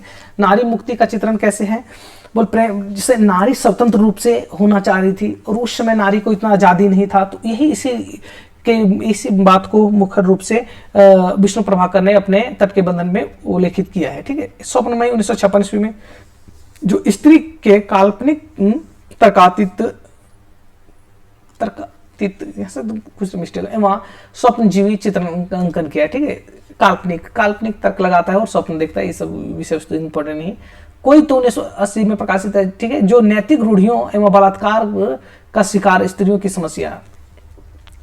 अच्छा, इसमें कोई तो में इसमें बड़ा अच्छा चित्रण किया, क्या बोल समाज में क्या रूढ़ीपन आया था, ठीक है, कि स्त्री लोग ऐसा होता है जो कि पूजा पाठ कुछ दिन नहीं कर सकते महीना में, या तो फिर ये ऐसे बैठना नहीं तो शाम को साय नहीं देना, बहुत तरह से रूढ़ी था, ठीक है, कि कोई मंदिर नहीं जा सकता, ऐसी तरह बहुत। और बलात्कार, बलात्कार के जो शिकार थे स्त्रियों की समस्या, जो बलात्कार उसमें हो रहा था, उसका भी चित्रण मिलता है कोई तो में, ठीक है। तो अर्धनारीश्वर, अर्धनारीश्वर 1952 ईस्वी में क्या है, अर्धनारीश्वर 1952 ईस्वी में है, सॉरी 52 बोलते 1992 में, हाँ, स्त्रियों के बलात्कार एवं यातना का चित्रण है। अर्धनारीश्वर में क्या है, 1992 में प्रकाशित है, जो स्त्रियों के बलात्कार एवं यातना का इसमें चित्रण मिलता है। संकल्प में 1993 में है, जो प्रत्येक जो इसमें संकल्प 1993 में है, जो प्रत्येकता स्त्री की मनोभावों का अंकन है, ठीक है। ये संकल्प उतना छोड़िए। अर्धनारीश्वर इनका सबसे इंपॉर्टेंट है, तट के बंधन और अर्धनारीश्वर, ठीक है, बहुत इंपॉर्टेंट है, याद रखिएगा। 2 रचना इनका, आज तो आपको सभी करना है लेकिन याद रखिएगा इसलिए, ठीक है। हाँ, अब अर्धनारीश्वर जो बहुत इंपॉर्टेंट है, इनका थोड़ा देख लेते हैं ज्यादा विषय वस्तु डीप में। हाँ, तो 1992 में प्रकाशित हुआ है, जो इस उपन्यास पर साहित्य अकादमी भी मिल चुका है, ठीक है। इस उपन्यास पे इनको किसको, विष्णु प्रभाकर को साहित्य अकादमी मिला है। एक और आप लोग कमेंट में बताइए, एक और किनका रचना है, अर्धनारीश्वर, ठीक है। पुरुष वर्चस्व के मुक्ति का समाधान दिखाते हुए नारी प्रताड़ना, ठीक है, प्रताड़ना को भी चित्रित किया गया। इसमें क्या करता है, पुरुष वास्तव, ठीक है, पुरुष वर्चस्व मतलब पुरुषों के द्वारा समाज में अपने पकड़ को, मतलब एक तरह से पुरुष हावी जो होते हैं, ठीक है, समाज में आज भी स्त्रियों के कंपेयर पुरुष ज्यादा हावी हैं। कहीं भी स्त्रियों या तो लड़की या तो किसी बेटी बहन को कहीं भी जाना रहता है, उसके घर परिवार पापा भैया ऑर्डर लेना पड़ता है। ये क्या हो गया, पुरुष वर्चस्व है। तो ये जो पुरुष के वर्चस्व है, ये जो पूछना पड़ता है, इसका समाधान दिखाया किसमें, अर्धनारीश्वर में। हाँ, दिखाते हुए नारी प्रताड़ना पे भी चित्रण किया। नारी प्रताड़ना, ठीक है, नारी स्त्रियों पे जो प्रताड़ना हो रहा है समाज के द्वारा से, राजनीतिक थ्रू से, वो भी इसका भी चित्रण किया गया इसमें, ठीक है। केंद्रीय पात्र क्या है, केंद्रीय पात्र इनका क्या है, अजित है और सुमिता है। इनका एक उपन्यास में कोटेशन है कि अजित कहता है मैं सुमित को पुरुष और अपने दास्ता से मुक्त करता और खुद भी मुक्त होता हूँ। बहुत इंपॉर्टेंट है, ठीक है। बोलता है, अजित बोलता है कि मैं सुमित को, सुमित कौन, स्त्री पात्र, ठीक है, उसको पुरुष और अपने दास्ता से, पुरुष से मतलब पुरुष में से, पुरुष और अपने दास्ता से, पुरुष के जो सोच है, जो उस तरह हावी होते हैं, उसको और अपने आप से भी मुक्त करता हूँ, ठीक है। क्या करता है, और अपने आप से भी, पुरुष वर्चस्व से, पुरुष सोच से और अपने आप से भी मुक्त करता हूँ, ठीक है। ये उपन्यास एक तरह से कह सकते हैं, पुरुष जिस तरह से अभी पुरुष विमर्श चल रहा है ना, पुरुष विमर्श चल रहा है, तो क्या पुरुष विमर्श में क्या पुरुषों का, अच्छा आप लोग को पता होगा कि पुरुष विमर्श जैसे स्त्री विमर्श में स्त्रियों को जगाने का कार्य किया जाता है, ठीक है, समाज में किस तरह आपका शोषण, मतलब स्त्रियों का शोषण हुआ है, उसमें आवाज उठाने का, ये सब बात करते हैं, ठीक है। और लेकिन पुरुष विमर्श में क्या पुरुष का शोषण का जिक्र करते हैं, नहीं, पुरुष विमर्श में पुरुष के ऊपर शोषण का जिक्र ना करके इसमें पुरुष का मानसिकता चेंज करने की बात करते हैं। पुरुष विमर्श में क्या बात करते हैं, मानसिक मतलब जो उनकी सोच को बदलने की बात करता है। हाँ, सोच बदलने की बात करता है पुरुष विमर्श में। हाँ, तो यही पुरुष विमर्श जैसे भी चल रहा है, इसी तरह इस उपन्यास में दिखाया गया है कि पुरुष को अपना सोच बदलना होगा स्त्रियों के प्रति, ठीक है। यही हो गया विष्णु प्रभाकर का एक कोटेशन। इसी तरह इसी समय की दास्ता से मुक्ति का नाम अर्धनारीश्वर है, ठीक है। इसका शायद भूमिका में लिखा गया है, इसी समय की दास्ता से, इसी समय मतलब मैं, ठीक है, मैं मतलब हम तो नहीं होगा, तो इसी समय की दास्ता से मुक्ति का नाम अर्धनारीश्वर है। याद रखिएगा, ध्यान में रखते रहिएगा। अब आता है भागवती चरण वर्मा। हाँ, क्या आता है, भागवती चरण वर्मा, जो 1903 ईस्वी में इनका जन्म हुआ है, ठीक है। इनका भी रचना तुरंत याद हो जाएगा, देखिएगा एक झटके में भी। तो पतन होता है, क्या होता है, पतन होता है चित्रलेखा, ठीक है। पतन चित्रलेखा 3 वर्ष, पतन होता है चित्रलेखा का 3 वर्ष के लिए, ठीक है। जब समझ रहे ना, पतन मतलब चित्रलेखा का 3 वर्ष, इसको आज के रिलेट करके हम लोग देखेंगे जिस तरह समाज में चल रहा है। तो पतन होता है चित्रलेखा, पतन मतलब चित्रलेखा क्या होता है, ब्रेकअप होता है, ठीक है, 3 वर्ष हो गया, ठीक है। पतन होता है चित्रलेखा का 3 वर्ष के लिए, ठीक है, 3 वर्ष होता है पतन होता है। पतन मतलब बिछड़ जाना, उखड़ जाना, ठीक है, खत्म हो जाना, पतन हो गया, ठीक है। किसका? चित्रलेखा का 3 वर्ष हो गया, ठीक है। तो क्या करता है, जब इसका 3 वर्ष हो गया, प्रेम छूट गया, छोड़ दिया, धोखा दे दिया कह सकते हैं, ठीक है, 3 वर्ष हो गया, इसके बाद क्या करता है, वो टेढ़े मेढ़े रास्ते में चलने लगता है। जब जानते हैं कि इंसान को, जब कहते हैं कि अपना लोकल बात की ठेस ना लगे तो समझ में नहीं आता है। तो इसी तरह ये 3 वर्ष इसी तरह इधर उधर हुआ, नहीं किसी बात माना, जब छोड़ छाड़ दिया, इसके बाद क्या करता, 3 वर्ष डिप्रेशन में चली गई, ठीक है। डिप्रेशन में चल गया तो इसके बाद टेढ़े मेढ़े रास्ता अपना लिया, जैसे पड़ता है जो मन कर रहा वो कर रहा है, टेढ़े मेढ़े रास्ता अपनाया। फिर उसको समझाए लोग, बोलता है कि ठीक है आखिरी दाव लगाता हूँ, आखिरी बात में मान रहा हूँ, यदि मेरा हिसाब से कुछ हुआ ठीक है, बोलता आखिरी टेढ़े 3 वर्ष पतन होता है चित्रलेखा का 3 वर्ष के लिए, ठीक है। फिर टेढ़े मेढ़े रास्ते में चलता है, ठीक है, टेढ़े मेढ़े रास्ते में चलता है और बोलता है आखिरी दाव लगाता हूँ, ठीक है, रुकिएगा, हाँ, आखिरी दाव लगाता हूँ अपने खिलौने के लिए, ठीक है, अपने खिलौने मतलब अपने खिलौने के लिए लगाता हूँ। फिर भूले बिस्तरे चित्र, फिर भूले बिस्तरे चित्र, वह फिर नहीं आई, ठीक है। सामर्थ्य और सीमा, क्या वह फिर नहीं आई थी। इसको 2 भाग में तोड़ दीजिए, ज्यादा अच्छा रहेगा। हाँ, 3 वर्ष हो गया, ठीक है, टेढ़े रास्ते, आखिरी दाव लगाता है अपने खिलौने के साथ, ठीक है। इसके बाद बोलता है भूले बिस्तरे चित्र, क्या बोलता है, भूले अपने खिलौने के साथ में लगाया था आखिरी दाव, ठीक है, लेकिन भूले बिस्तरे चित्र आद हो गया, भूले बिस्तरे चित्र, सामर्थ्य, वह बोलता है भूले बिस्तरे चित्र के बाद क्या करता है, वह फिर नहीं आई, उसमें सामर्थ्य, उसमें हिम्मत नहीं था जो नहीं आया, ठीक है। सामर्थ्य सीमा, उसमें सामर्थ्य हिम्मत नहीं था जो नहीं आया। थके पांव, सच्ची सीधी बात, जब लास्ट में जब उसको जो भरोसा किया, ठीक है, अपने खिलौने के साथ में आखिरी दाव खेला, ठीक है, अपने खिलौने के साथ में, कि फिर वो बोला कि लास्ट में जो हो गया, लेकिन फिर इसको इस तरह समझेंगे ज्यादा अच्छा रहेगा। टेढ़े में जब वो हो गया, इसके बाद क्या करता है, आखिरी दाव, टेढ़े में रास्ते में जा गया, इसके बाद आखिरी दाव लगाता है अपने खिलौने, मतलब मान लेते इसका आखिरी दाव लगाता है अपने खिलौने के साथ में, ठीक है। मान लेते हैं कुछ भी आज के समय में बाबू सोना, ठीक है, तो वो आखिरी दाव लगाता है अपने खिलौने, ठीक है, उसको खिलौना कह रहा है, खिलौने के साथ में, ठीक है। लेकिन वो भी क्या करता है, वो भी बड़ा बदमाश निकल गया, बोलता है भूले बिसरे चित्र, वो भी नहीं आया, भूले बिसरे चित्र, वह फिर नहीं आया, ठीक है, क्या वह भी नहीं आया, वह फिर नहीं आया, उसमें सामर्थ्य ना था, ठीक है। थके पांव, जब वो भी नहीं आया, 2 जगह वो धोखा खाया, क्या क्या नहीं आया, तो क्या करता है कि उसमें सामर्थ्य नहीं था, बोलता थके पांव, अब तो मैं थक ही गया हूं, मेरा पांव थक ही गया है ये सब चीज में उलझनों के। बोलता है कि अब सच्ची सीधी बात, क्या बोलता है, अब सच्ची सीधी बात सभी नचावत राम गोसाई, क्या सभी, अब कोई इस सब चीज में नहीं पढ़ूंगा, अब सच्ची और सीधी बात कहता हूं कि जो भी दुनिया में हो रहा है वो राम की कृपा से हो रहा है। यहाँ पे इसे बोलता है सच्ची सीधी बात सभी नचावत राम गोसाई, मतलब सभी को नचा रहा है, ऊपर वाले ही नहीं, हम लोग झूठो एक दूसरे से कनेक्ट हो रहे हैं, ऐसे कर वही बोलता है सभी नचावत राम गोसाई, ठीक है, राम गोसाई। इसके बाद प्रश्न और मारीच है, इनका एक और है प्रश्न और मारीचिका है, ठीक है, इतना इंपॉर्टेंट नहीं। यहाँ कैसे याद रखिएगा कि पतन होता है चित्रलेखा का 3 वर्ष के लिए, ठीक है, फिर टेढ़े मेढ़े रास्ते में चल जाता है, आखिरी दाव खेलता है अपने खिलौने के साथ में, क्या करता है, पतन होता है चित्रलेखा के 3 वर्ष के लिए, ठीक है। फिर जब पतन हो जाएगा तो ब्रेकअप हो गया, क्या हो गया, टेढ़े मेढ़े रास्ते में चल दिया, आखिरी दाव खेला, फिर आखिरी दाव खेला, ठीक है, समझाए लोग, बोला कि नहीं सब ऐसे नहीं होते, आखिरी दाव खेला, फिर अपने खिलौने के साथ में, ठीक है, अपना बाबू सोना के साथ में।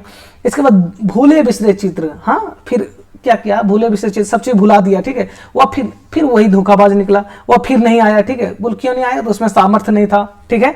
बोलता अब मेरा पाँव थक गया चल चल के ये सब चीज करके, अब मैं ये सब चीज छोड़ता हूँ, ठीक है। फिर बोलता है इसमें से एक और उपन्यास का नाम होगा, मैं ट्रिक में जहां तक याद कर पा रहा हूँ, थके पांव, इसके बीच में एक रेखा करके था, ठीक है, क्या रेखा करके एक उपन्यास है, मैं यहाँ छोड़ दिया हूं, नहीं नोट कर पाया हूं, रेखा करके, ठीक है, थके पांव के बाद रेखा है, ठीक है, जो 1964 में लिखा गया था, तो हम दिख भी नहीं रहे हैं, चलिए रेखा 1964 में, हाँ, तो रेखा क्या बोलता, थक गया मैं अब, ठीक है। फिर बोलता है रेखा सुनो सच्ची सीधी बात, कोई बकवास नहीं, अभी सब चीज में नहीं, उलझन में नहीं पड़ना है, सभी सच्ची सीधी बात कह रहा हूं, सबको नचा रहा है ऊपर वाला राम गोसाई, ठीक है, राम। बोलता है प्रश्न और मारीच की, ठीक है, मारीच का, ये इंपॉर्टेंट नहीं, इतने तक ध्यान दीजिएगा, मुझे उम्मीद है कि आप लोग को याद हो गया होगा, इसलिए इसको नैतिक हम लोग को नहीं ढूंढना है, कैसा ट्रिक है कैसा नहीं, बस याद हो जाए हम लोग को, ये इंपॉर्टेंट है कि एग्जाम निकल जाए, किसी तरह CRF निकले, एग्जाम निकले, TGPD सब निकल जाए, ठीक है, स्टॉप प्रोफेसर, ये हम लोग को देखना है, ठीक है, ना कि अब अच्छा इसका विषय वस्तु भी कुछ का जानना बहुत इंपॉर्टेंट है, ठीक है। पतन जो है 1927 ईस्वी में लिखा गया है, जो अपराध एवं बलात्कार का ऐतिहासिक उपन्यास है, ठीक, बलात्कार प्रधान ऐतिहासिक उपन्यासकार है। चित्रलेखा बहुत इंपॉर्टेंट है। 1934 ईस्वी में पाप एवं पुण्य का नैतिक प्रश्न उठाता है, ठीक है। पाप एवं पुण्य की बात करता है कि क्या पाप है, कोई पुण्य है, महात्मा गांधी जैसा, ठीक है। पाप काम करना नहीं, पुण्य का काम करो सिर्फ। तो इसी तरह बात करता है कि, और यह एक बात और करता है कि परिस्थितियों के अनुसार पाप पुण्य का बात करो, ठीक है। ऐसा नहीं, अब परिस्थितियां कुछ इतना खराब हो और उसमें यदि पुण्य की बात करेंगे तो अब मान लेते कि 10 आदमी आपको घेर लिया है मारने के लिए और आपके हाथ में रिवॉल्वर है या तो कुछ भी है, मान लेते हैं मारने के लिए, इसके बावजूद नहीं मार रहे में तो पाप लग जाएगा, नहीं माना तो वो फिर आपका मूर्खता होगा। इसीलिए पाप पुण्य का बात किया है यहाँ पर, नैतिकता के अनुसार पाप पुण्य का बात होना चाहिए। अब 3 वर्ष 1936 में प्रेम का विवाह में, ठीक है, परिणति इस समस्या का प्रेम विवाह का चित्रण है, इतने जानिए। टेढ़े मेरे रास्ते में, टेढ़े में ये बहुत इंपॉर्टेंट, ठीक है। टेढ़े मेरे रास्ते देखिएगा, हाँ मैं अपना जैसा आद किया था, पढ़ा था, समझा था अपने सर गुरुओं से, ऐसे बता रहा हूँ। टेढ़े मेरे रास्ते 1946 में प्रकाशन, ठीक है। मतलब गांधीवाद, साम्यवाद और आतंकवाद का टेढ़े मेरे रास्ते के रूप में चित्रण, ठीक है। तो जानते हैं गांधीवाद सीधा चलता है, गांधीवाद क्या बोलता है, टेढ़े मेढ़ा कोई चाल नहीं अपनाना है। तो गांधी जी क्या बोलते थे कि सीधा चलो, पाप का काम नहीं करो, पुण्य का काम करो। साम्यवाद भी सीधा चलने की बात करता है, बोलता है ऊंच नीच ना मानो, ठीक है, यही कहते हैं ना, तो वो भी सीधे चलने का बात करता है साम्यवाद, हाँ साम्यवाद।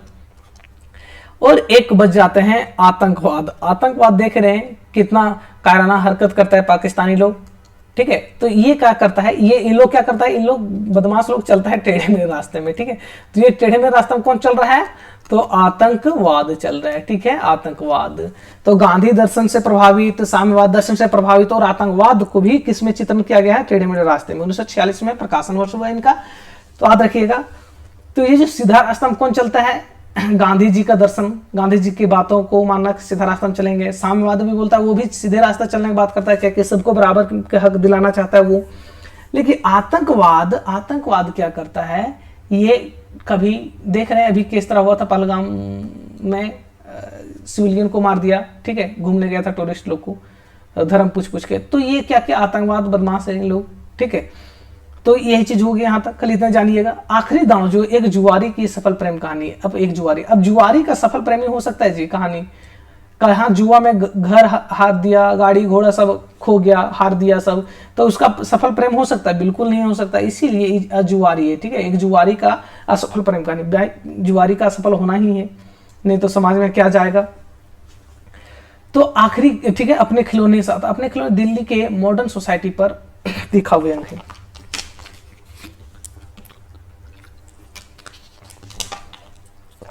हाँ चलिए, क्या दिल्ली के एक सोसाइटी पे चित्रण है, जो कि वहाँ के सोसाइटी लोग कैसे पैसे वाले करते हैं, वो उतना नहीं देखना है हम लोग। भोले बिसरे चित्र, ठीक है। सोसाइटी में आप जानते हैं कि बगल के गाँव में पानी की सुविधा नहीं, कुछ भी चीज सुविधा नहीं, लेकिन सोसाइटी में हर एक तरह की सुविधा दिया जाता है। और सोसाइटी में बहुत कम, मतलब गरीबों को एक तरह से कहीं कहीं प्रवेश भी करने नहीं दिया जाता। ये सब चीज़ का चित्रण है। इसीलिए एक भगवती चरण वर्मा ने तीखा प्रहार किया है, ठीक है, इतने जानिए। भूले बिसरे चित्र, अच्छा ये भूले बिसरे चित्र 1959 है, ठीक है। इतना ही जानिए कि ये उपन्यास, यही उपन्यास पर हिंदी साहित्य का प्रथम उपन्यास है, हिंदी साहित्य का प्रथम उपन्यास है जिसको साहित्य अकादमी मिला था, ठीक है, भूले बिसरे चित्र को सबसे पहले, ठीक है। 3 पीढ़ियों के जीवन मूल्य का परिवर्तन, ठीक है, 3 पीढ़ी की बात करता है भूले बिसरे चित्र में, ठीक है। 3 पीढ़ी का क्या करता है भूले बिसरे चित्र, 3 पीढ़ी का बात करता है, 3 पीढ़ी का जीवन मूल्य परिवर्तन दिखाता है, ठीक है। पहला पीढ़ी में मान लेते हैं कि अपने पे हम उदाहरण ले लेते हैं समझाने के लिए, ठीक है। एक पिताजी हुए, एक मैं हुआ और एक मेरा आने वाला संतान हुआ। ये क्या हुआ, मैं अपना पापा के पीढ़ी उसका समय दिखाऊंगा और किस तरह परिवर्तित हुआ मेरा समय में, ठीक है, ये समय के। इसके बाद मेरा समय के अनुसार जिस तरह परिवर्तन, इसके बाद जो आएगा उसका आने वाला का समय कितना परिवर्तन होगा, ठीक है। क्या उस समय कुछ ना मोबाइल था ना कुछ था, समाज में कुछ व्यवस्था नहीं था, कह सकते हैं उस समय इतना गरीबी था। और आज के समय में क्या समय सुधर गया है, लेकिन आने वाला क्या, आने वाला भी इसी तरह रहेगा, इससे ज्यादा हाईटेक रहेगा, ठीक है। तो ये बोलते हैं इससे आने वाला ज्यादा हाईटेक रहेगा। हाँ, आने वाला में सब कुछ होगा, समझ गए होंगे। चलिए हाँ, बोलने की जरूरत नहीं है। अब या तो क्या है, हाँ वह फिर नहीं आई। ठीक, 1960 में क्या है, आधुनिक जीवन की विषमता के बीच गहन जीविका का चित्रण है। ठीक है, सामर्थ्य और सीमा, सामर्थ्य और सीमा में प्रकृति के समक्ष मनुष्य की असहायता। ठीक है, प्रकृति के समक्ष मनुष्य की ठीक है असहायता का चित्रण है।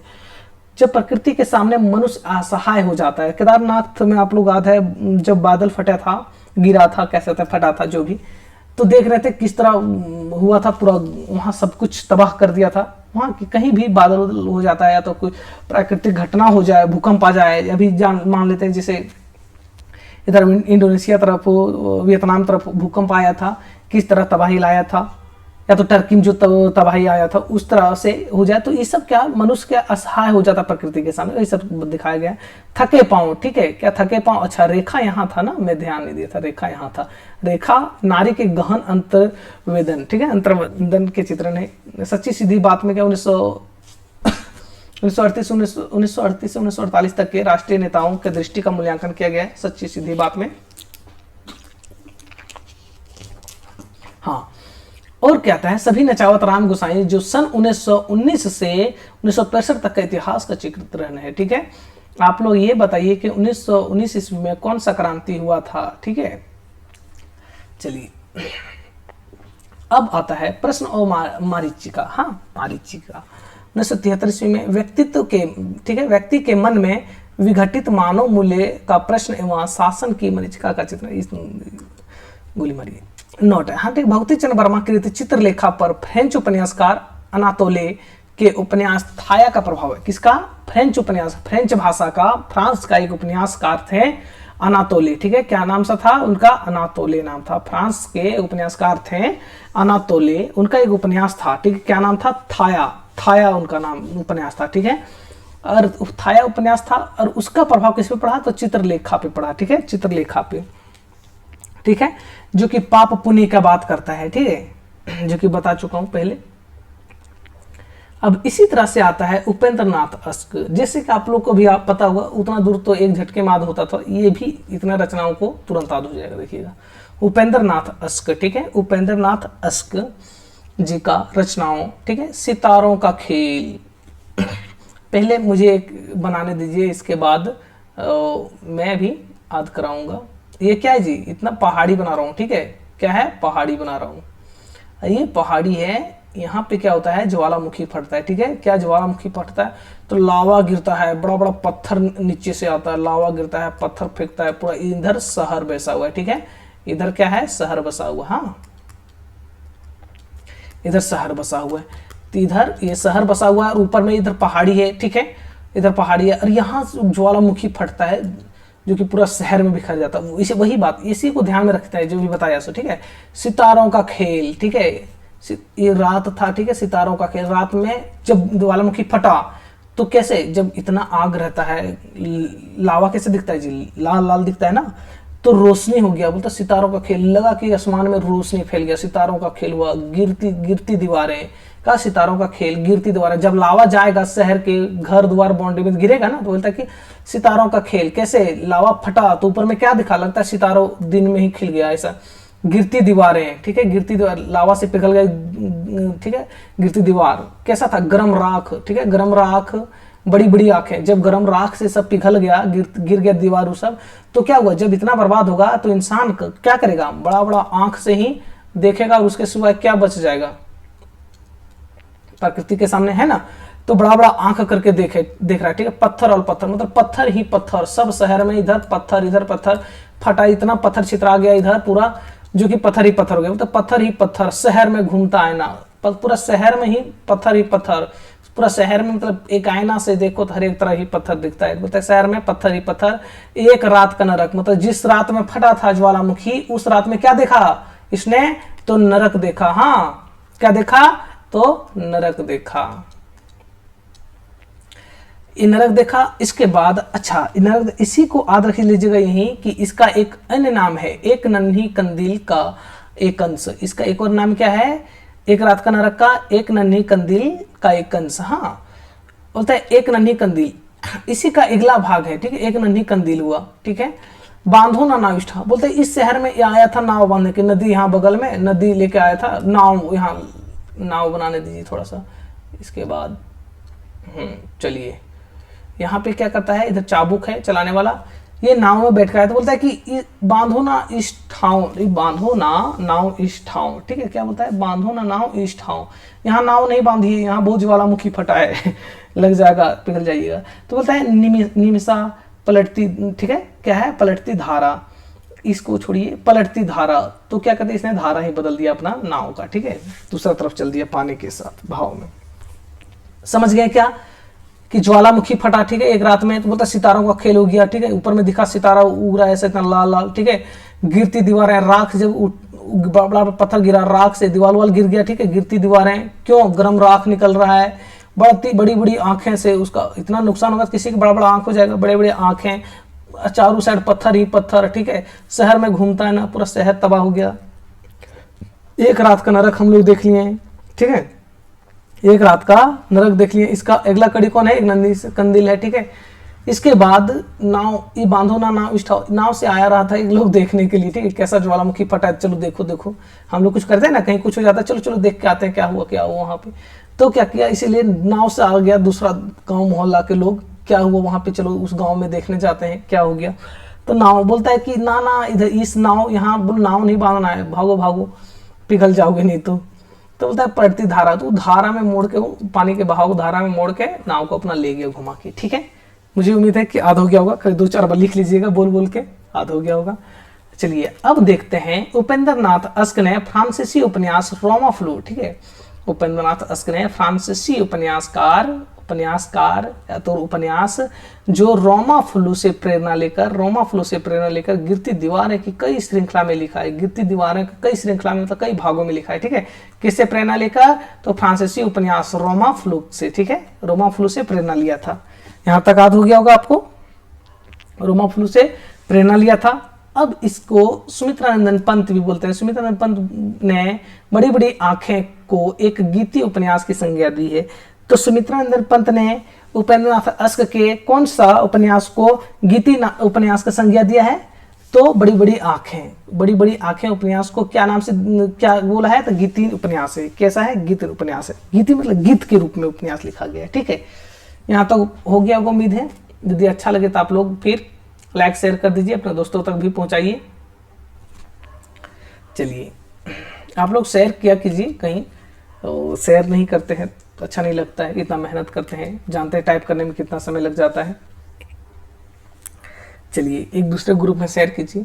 गिरती दीवारें को 1947 में लिखा गया था, जो कि कथानायक कौन था, चेतन, ठीक है, जो निम्न मध्यवर्गीय था, चेतन। निम्न मध्यवर्गीय इतना जानिए कि इच्छाएं बहुत लेकिन पूर्ति एकदम 1%, इतने याद रखिए।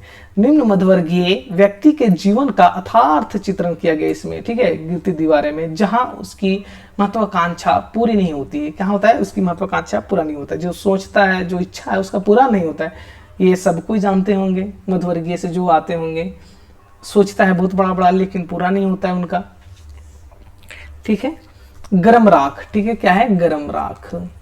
निम्न मध्यवर्गीय व्यक्तियों के यौन कुंठा को केंद्र में रखे, निम्न मध्यवर्गीय व्यक्तियों के यौन कुंठा को केंद्र में रखे। गरम राख में इसका विषय वस्तु है कि मध्यवर्गीय लोग, मतलब कहते हैं कि इसकी इच्छा बहुत है, ठीक है, इसका इच्छा बहुत है, लेकिन कोई व्यक्ति जॉब के बिना शादी नहीं करना चाह रहा है, कुंठा इसमें बहुत जमा है, लेकिन करना नहीं चाह रहा है शादी। क्यों, कि बोल जॉब हो जाए, इसके बाद अच्छा परिवार बिताएंगे, अच्छा कह सकते हैं माहौल दे पाएंगे, पैसा रहेगा, जॉब रहेगा, बेरोजगारी में शादी नहीं करना चाहते।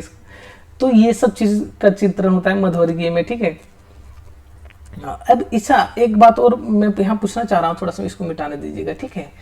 आप हाँ रुकिएगा। अब आप लोग को हर एक यूनिट, ठीक है, यूसी नेट सीआरएफ यूनिट के हर एक यूनिट बाय टेस्ट लिया जाए, कैसा रहेगा, टेस्ट क्या लिया जाए, यूनिट बाय,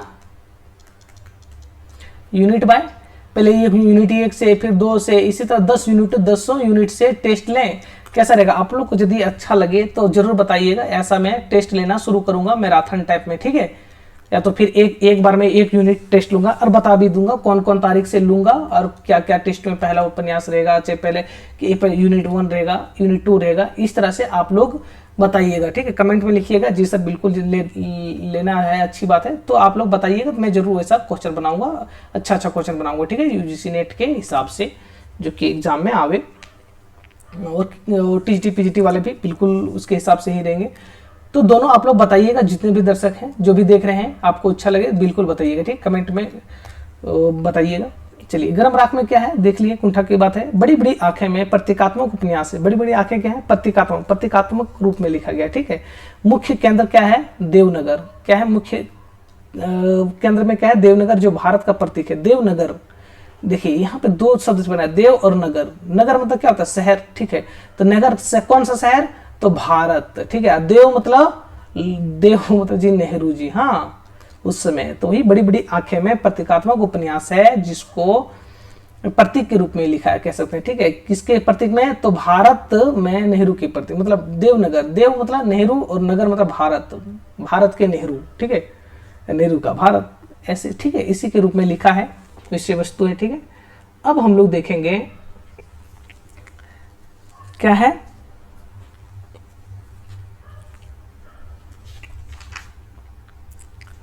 हाँ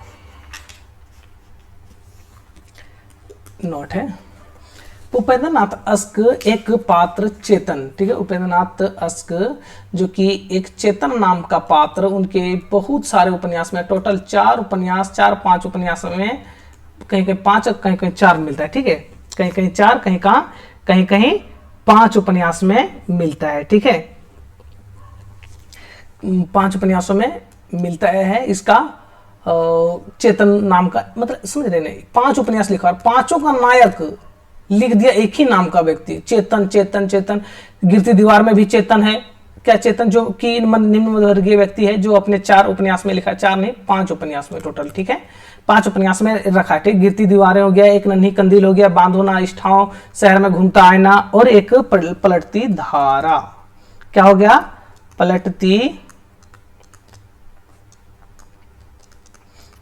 धारा जो ही आ रहा था नाव से घूमने देखने के लिए कि कहाँ पे ज्वालामुखी फटा है। जैसे उसको समझाया कि आप चल जाइए ना, आप गर्म राख से आप भी पिघल जाएंगे, तो धारा पलट लिया, ठीक है, अपनी नदी का।